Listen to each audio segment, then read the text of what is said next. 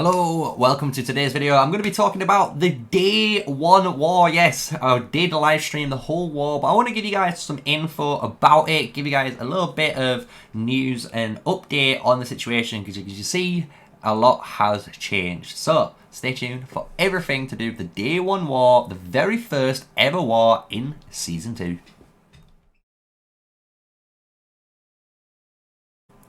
Hello everyone, smash a like, comment and subscribe for more daily Call of Dragons videos. And yes, we're going to be going over the war today, and we did do a bunch of recording, and you know we have upcoming a load of PvP videos on this war, so if you're looking for that PvP side, don't worry, it will be coming. But today I want to actually talk about the war and the stuff coming up and why it happened, how it happened, all of that goodness, right? So let's go into it, because you can see right now this is the end, right? This is the ending now of the war, and you can see no one really is fighting now. We've pushed everyone out. Ninja have got this last little thing to go, and we're just waiting, right? And potentially someone might come and destroy it eventually for us. But as you can see, everywhere else is safe, meaning all the enemies of the TATM family have finally either resurged into like the Scalera or even to this other zone out here, or potentially up north in this other zone, right? I don't know all the names yet. I do apologize, we are learning, but until I can scout it, I can't memorize it, unfortunately. But how did this war happen, right? So what I'm going to do is on screen throughout this next section, we are going to be just popping up and down different types of footage and screenshots while we are discussing these points. So obviously before this we was in season 1+, as you guys know, and during season 1+, obviously there's a lot of season preparation, migration and stuff like that. The news on the block was originally that TATM was going to be fighting everyone in this entire server, which sounded crazy at first. However, later down the line, intuition, as you in what happened was, I can imagine, I don't know, you know, all the in and outs, but the GNR alliance as well as the UETM alliance here, new allies, maybe from different servers, that have come in and joined in the TATM alliance here to help them out. And while that was the only friends, it was everyone else. So you had the RKO boys, we've covered them, RK-3. We've even had like Ninja, which was from server 4. We've had also the, what other alliance? So it was the AGO we had. So there was like 4 other alliances, which we're going to go over, and you'll see this during the footage, right? And basically they wanted to teleport into our zone 1 and try and kill us. They wanted to try and kill us out of our zone 1 so we couldn't basically play the game. That was the plan. And the reason I'm saying this and how I know this is because we had Spies. And you can imagine, and this is, which is funny, Spies are in the game, and Spies are on both sides. So the funny thing is, like, the RK guys had Spies in our server leaking all the information to them, so they knew what our plans were. But guess what, we had Spies as well. Obviously there's those are different people who could be a spy, who knows, but we do have a screenshot what should be showcasing here in a second, and that is going to be of one of the spies that contacted me, and it basically showcased, you know, one of the spies telling us that, you know, these guys plan to come into here. If they lose, they're going to resurge some more big boys in and carry on fighting. And then if maybe they lose, they might leave, right? And that's eventually what did end up happening, right? But we already knew this. I already knew this as well. Because, again, we were getting information from our alliance leadership, you know, our R4s and R5.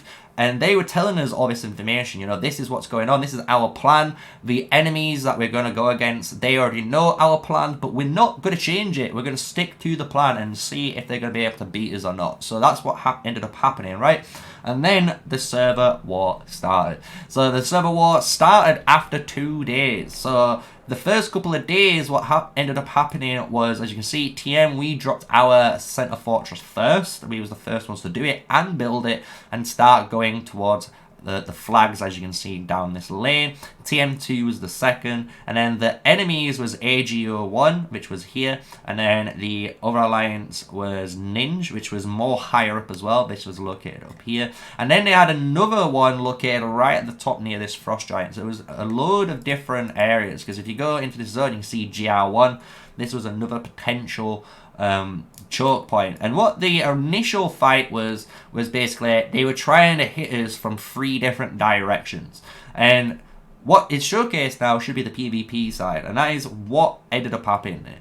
For the first 5 hours, they were fighting us from 3 fronts.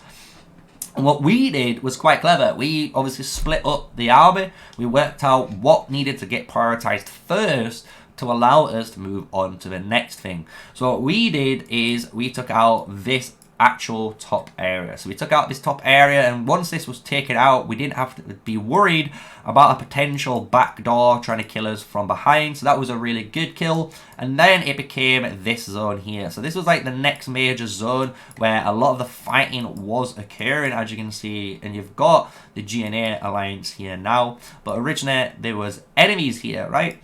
So these were the next, if you want to say, like point B, and then point C was down here. So, and you can see we finally got only 1 flag left here from the VN alliance, but they had their fortress here, and this was like the next choke point. So again, you were trying to fight through all of these crazy choke points through, you know, these mountains here, which was really fun. Honestly, fighting through this choke point for a long time was a really good, interesting fight.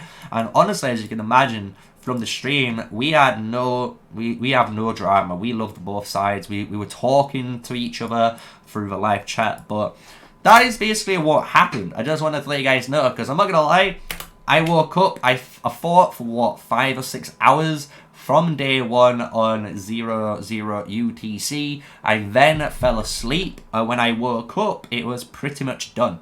We had fought for nearly, I believe, 9 to 10 hours in total, and then it was more of a slow kill.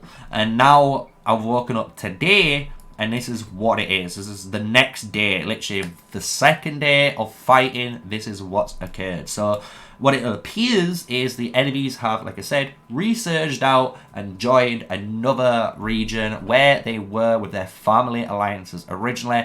And obviously, you got to think, we're going to be meeting them in the future, because the way the map is designed, we're going to go into this zone 2 here, and these guys could be in this zone potentially to our right, and they can enter this zone too, meaning we will be fighting each other for this ancestor statue, right? We're going to want the right to have this 5% hero stamina, right?